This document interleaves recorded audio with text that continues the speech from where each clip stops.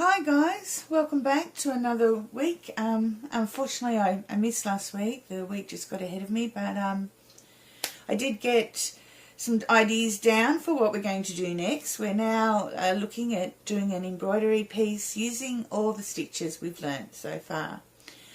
So as you can see, I've done a bit of a template here, and it's going to be an underwater scene. Now we're going to try some different things this time round. This is sort of what we're going to start with. We've got some rocks and some fish, and then we're going to do some freestyling over the top. And again, when I'm doing the fish or the rocks, you know, if you don't want to do that stitch, you don't like that stitch, you found it awkward, or you don't want to do it that colour, you know, it's up to you. This is just a little template for you to use and to play basically with stitches. So you do what you want to do and feel comfortable just experimenting and playing if you don't want to go the way I'm going. Now, rather than, as you can see, this piece is bigger than all our other pieces, and I'm not going to be able to use the frame that I've been using for the previous tutorials. So, but rather than sort of telling you you need a piece of fabric this width and you need a hoop this big and you need this and you need that, I don't believe in that. I think, again, you know, as embroiderers, we try and make do with what we've got if we can, and then go out and buy when we really want it. So I thought, rather than giving you specific measurements of what you're going to do, I would sort of just lay out what I do as a way of getting my materials together. And it's pretty basic stuff. Those of you that are experienced embroiderers, you know, just fast forward ahead. Because we're working on a sample stitch book, I just want to try and get to the basics and keep things as simple as possible and try and explain as much as possible. So if you want to bypass this section, go right ahead. So this is our template. As I said, we've got some rocks and some fish, and this is what we're going to start doing before we then do a bit of freestyle. Now, what I first did was went through my frames to find out exactly what frame I was going to use before I did anything else. So this is the frame that I ended up using, and I'll have to apologise because it's not one on a stand, so it might end up being a bit fiddly and awkward as I'm showing you what's going on, but the other tutorials are there for how to do the stitches if you need them, if it's all a bit too hard. Okay, so this is the best hoop I had for the size. I could have obviously used something a bit smaller, but this is what I had. So this is what I'm going to use. I don't want to go out and spend any more money at this point. So I then worked out, okay, what material do I need? So I just laid out some material and cut it big enough so that it was larger and will hang quite easily from my frame. Now again, I most probably went a bit too large here, a bit too exaggerated. But I don't have a problem with that because I reuse all my waste. So once I finish this picture and I cut it down to size to put in the book, I will either use what's left over in some slow stitching. I sometimes just throw it in some natural dye bath that I've got going and make some new colours and add it to my slow stitching quilt I'm working on at the moment. So this, I always use up everything. I don't throw anything away. So I don't mind it if it's a bit big, and then I've got more to play with afterwards. Alright, so then the next thing, of course, and of course I've used here linen and cotton fabric. It's a linen cotton blend. This is just what I had. I didn't want to go to the shop again because it's, you know, half an hour down the road. I live up in the mountains, so I just used what I had. If you've got cotton, 100% cotton, then you use that. If you've got linen, use that. Like, it doesn't matter. If you've got an old white sheet that, you know, you don't want to use on your beds anymore, use that. Whatever you've got, you know, just play with whatever you've got. But what I've got here is linen and cotton blend. I then added my interfacing. So what I did with my interfacing was you don't need your interfacing. It's a woven interfacing, by the way. Got a hair there. You don't need that as big as the piece because you really don't want to be throwing any of this out because it's quite expensive. So I just put it over the template and cut it just a little bit bigger than the template and then iron it on. And then, of course, I've drawn the pattern out from the template. Now, I've got a little small light box that I use for transferring my patterns. But again, if you don't have that, just use your window. Hold it all up to the window and you'll be able to see it through. I've just used a very fine point black felt pen. I've not used any expensive embroidery tools. Or embroidery pens that, wash out or iron out. Because again, we're keeping it simple and cost effective as we like. Now my threads. I've sort of put together a selection of colours and things that I like and I want to use. I'm using the Dye to Craft 2-ply merino wool naturally dyed threads. These are all hand dyed by me and they're all using natural products to get these beautiful natural colours. That's what I'll be using. I'll let you know what colour I use where, when I use them because to be honest I'm not 100% certain yet. We're sort of freestyling it as I said. So that's what I'm using for threads. Now again, if they're available on our Etsy shop. There's a link below.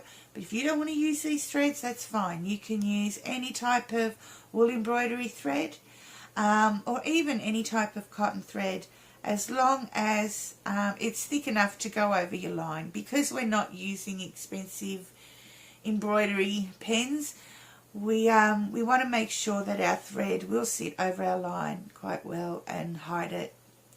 So something thick. So if you're going to use a cotton, use something like maybe a Pearl 5 will cover your lines. Anyway, so there are our supplies and what we're going to do. I will get this framed up and my needles done. I'm most probably going to break this down into 3 or 4 videos. I like to keep the videos sort of 30 to 40 minutes so that way you've got time each week, hopefully, to fit 30 or 40 minutes worth of embroidery in. So I try and keep it down to that size. So we'll see how we're travelling and how we go. And it'll be about 3 or 4 weeks, hopefully 3. So I'll get all set up and we'll get started on our first bit of embroidery. Okay guys, we're back. I'm framed up, ready to go. I'm hoping we'll be able to manage with this frame without the stand okay and you still see what I'm doing. The first thing we're going to work on are our rocks. These are the rocks on the seabed and I'm going to use these 2 colours here. This is a double shot coffee and this ironed coffee and this is an ironed coffee light. They're the 2 colour names on the website. So we're just starting off with a dark brown and a light brown. And the way I'm going to do them is burden stitch. So I want to give these a little bit, they're rocks. They should be looking a bit knobbly and messy. So no smooth surfaces too much. So I'm going to use burden stitch for that. And I'm going to use the dark brown for the bottom and the light brown for the top of the stitch. So again, we get a bit more of a, it's darker in the crevices and lighter above. So where the light hits the rock directly. So we're going to do it that way. So dark brown and a light brown or double shot coffee and a ironed coffee light. Now I also thought that this week we would learn how to start without using just a knot at the back. I thought we were up to our 4th page now. Excuse me, I'm a little bit excuse me, a bit croaky today. So I thought we would learn how to get rid of these knots on the back of our work. I think we're experienced enough now with our stitches to give this a try. But again, if you don't want to do it this way, you just want to keep on with your knots at the back of the work, go ahead. There's no issue. I mean, in the end, this is just getting sewed onto some felt, so you're not really going to notice it. So, you know, you do it however you feel comfortable. So again, we start off with a knot at the bottom, which I know I just said we're getting rid of knots, but that's how we do this one. And I'm just trying to think where we'll start. So we'll start at the top here. We're obviously planning on doing horizontal lines. I forgot to draw this line down, so that'll be fun. Whether I can keep it straight or not is another thing. And we'll go, because we're going to be pretty well covering inside here, you're not going to see any of it. We can start it. We can start our stitching anywhere. We can do what we're doing anywhere. So I'm just going to come in from the top, up here, away from where I'm going to go. And then just anywhere in this spot, close to where we're going to start, I am just going to do 2 very small stitches.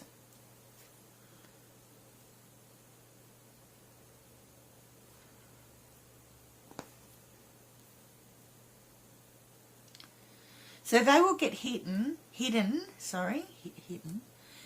by our embroidery later on. Now, if we were just doing an outline and our filling stitch was quite open and not totally covering, you could just do them along the line of your outline where you're going to be sewing over anyway.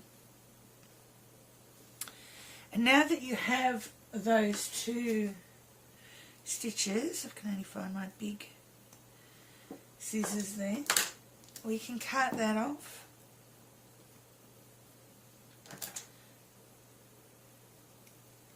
Cut that off.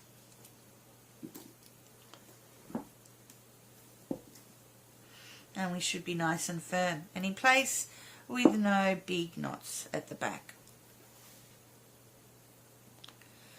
Alright, now if you remember our burden stitch, now again there's tutorials on these stitches on the website, so if this is your first video and you're not quite sure how to do the stitches, you can refer back to them, or even if you just want a refresher, you can refer back to them as well. But we're just going to do horizontal lines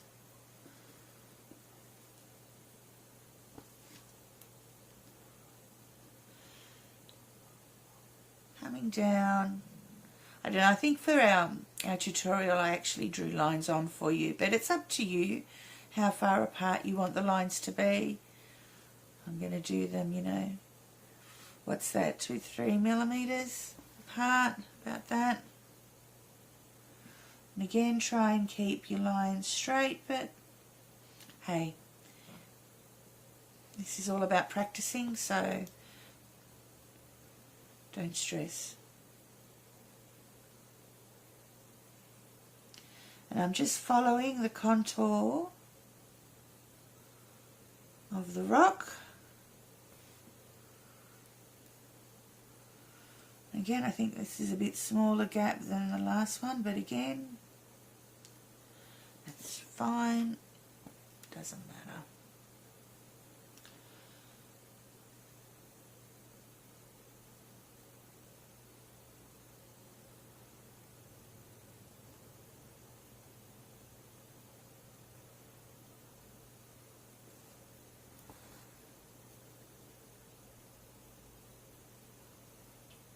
That's straight? I don't think it is. It's a bit hard when I'm trying to keep my head out of the way so you can see what I'm doing.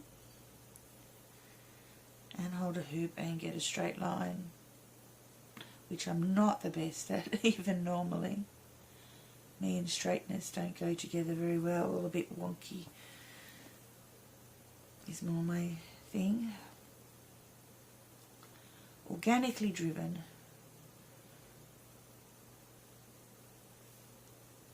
I keep referring back to the thing that nothing in nature is perfectly straight. It all has its inconsistencies, and it is still beautiful. So I think I might have to add another one up here, because that definitely is a bit too big a gap, but I'll go along. I'll finish down here, and I'll also do the other two rocks, because I'm going to be doing the same thing for all of the rocks.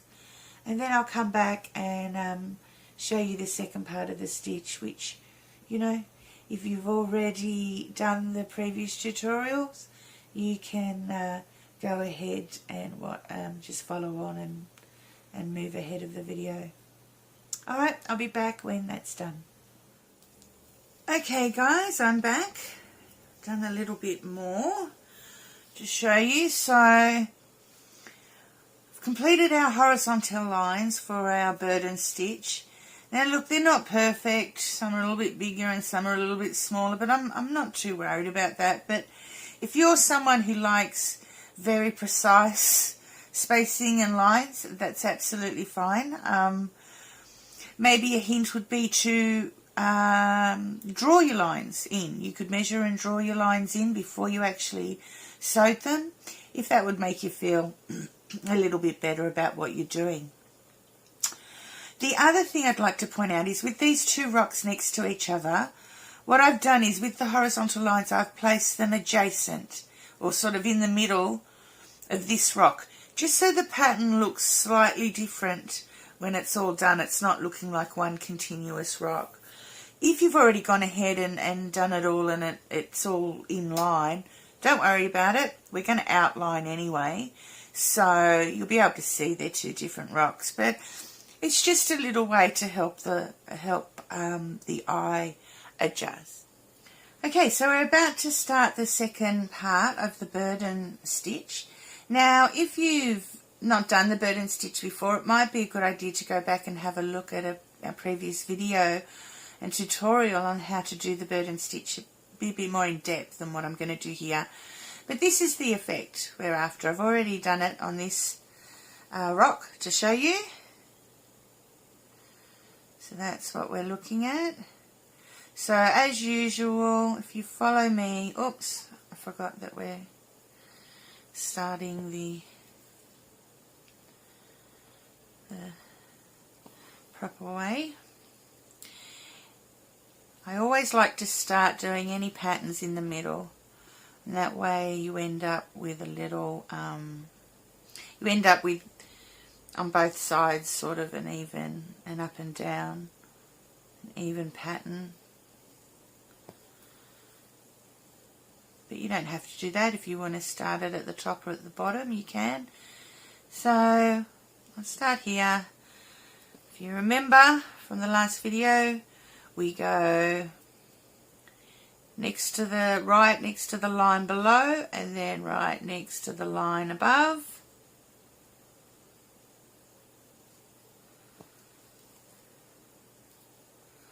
And then we move up one, right next to the one. So we've just gone over this line. Now we're going to go over this line, and we go next to it. Whoops, and I've done the wrong thing. See, look, even I forget. And I've done this stitch a bit above the line, not below the line. So right above the line and right below that line, trying to keep your line straight. And now we move back down to going over this one.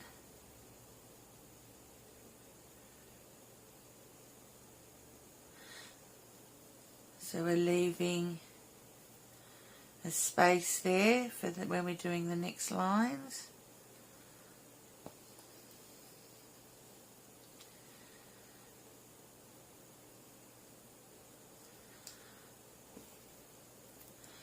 So you continue along your line.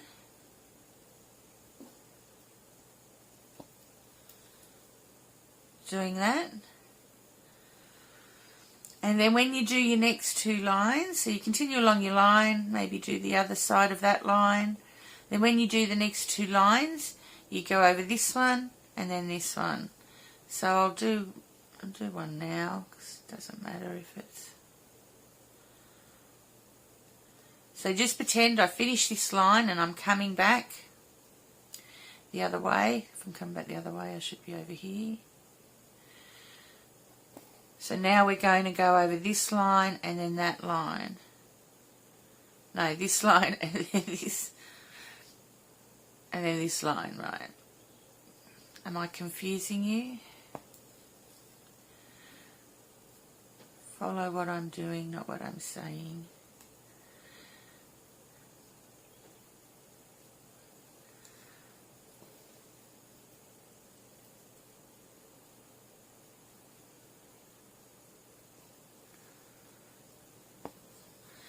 So that they sort of integrate with each other, but you're left with just a little bit of the horizontal line showing.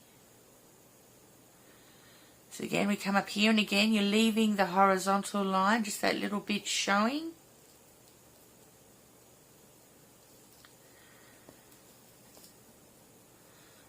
And then the next one, again, you're leaving a little bit of that horizontal line showing.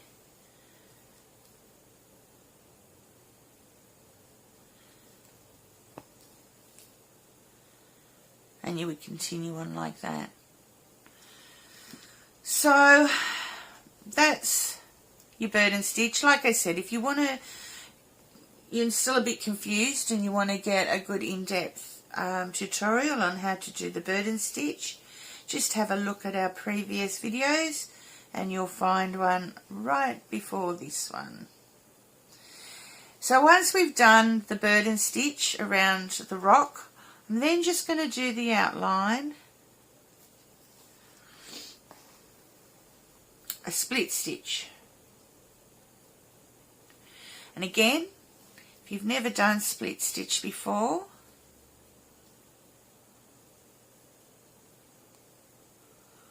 I recommend you go back and have a look at the tutorial on split stitch.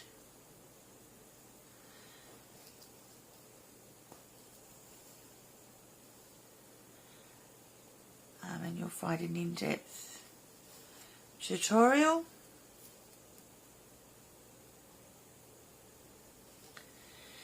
So for the vertical stitch for the bird and stitch, I have used the lighter brown, and then for the outline I'm using the darker brown. So my lighter brown is an ironed coffee light if you're using the dye to thread threads, and then a double shot coffee for the darker brown.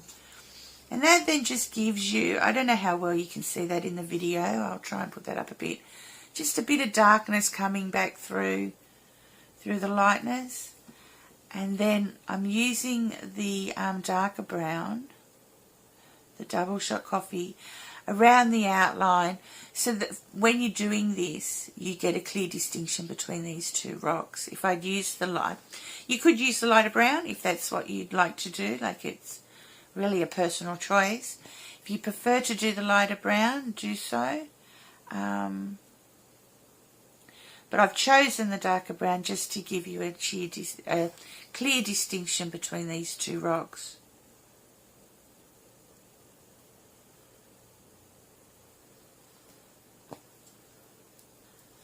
So that's the split stitch. So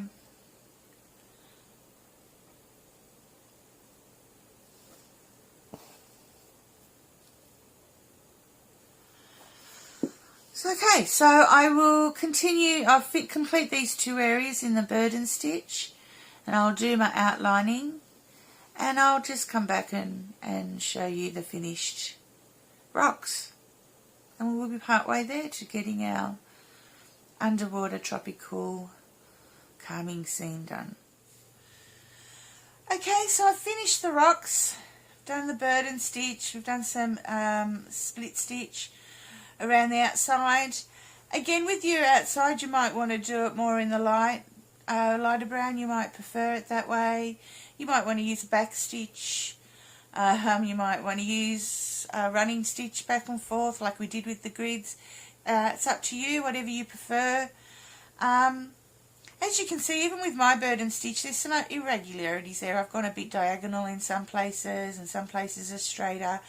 And I actually quite like that for the rocks, because no rock is like perfectly smooth and straight and all one, and nothing in nature is exactly the same. So a bit of variety here and there doesn't, as I was saying to you with the horizontal lines, with some being bigger and some being smaller, I've got bigger stitches here and smaller stitches here, and I quite like that effect, especially on a rock where everything's just a little bit different. If you've got any little white patches showing through that you're a bit worried about, don't stress. We're going to be doing some coral on top of the rock, so that can all be hidden up. Or if there's so many little bits that you don't like, don't be unpicking it all to redo it. We will just put some coral over the top. And, you know, hide any bits that we don't like. So, again, this is about learning and just sitting and enjoying your embroidery, not, oh crap, that's not 100% straight, I better undo it and redo it. We're not doing that. We're just enjoying and learning and, you know, practicing, basically. That's what this is about. So, and any little imperfections will get swallowed up with what else is going on the page. Alright, so that'll be it for this week. I think we've done enough. There's quite a bit of work doing those 3 rocks, and we will come back next week to start working on the fish. So have a good week, and I'll see you then. Bye.